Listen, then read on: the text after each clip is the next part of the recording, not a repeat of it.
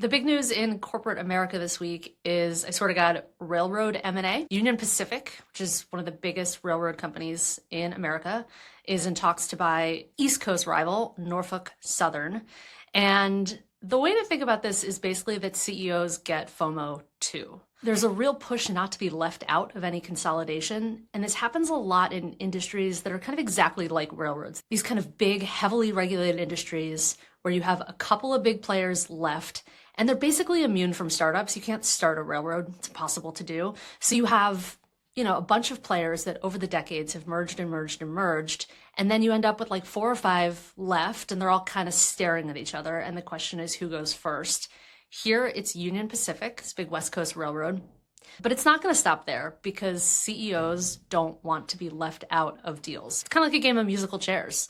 Everyone gets a dance partner and you're the one left out, and then all of a sudden you're too small and your profits start to suck and your investors start to yell at you. No one gets a Harvard Business School award for sitting out this kind of consolidation. The problem is that most M&A deals destroy value. They're incredibly distracting. They're usually done at a price that's too high. And often like the rosy picture that CEOs paint in their heads and that they tell investors just never pan out, because integrating huge companies is really, really hard.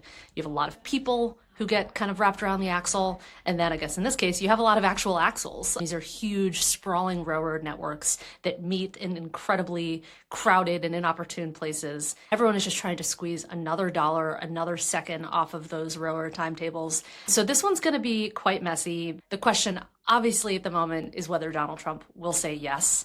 It'll tap into a big part of his economic agenda is restoring American industrial might. The economy in his head is, depending on, when you catch him, somewhere in the 1950s or the 1920s or the 1890s, at which point American muscle and steel and railroads were a much bigger part of the economy. So that's the pitch here. If I were any of these companies trying to get a deal through, I'd literally make a golden railroad spike and put it on his desk. Tap the link in our bio to read more and sign up for Semafor Business.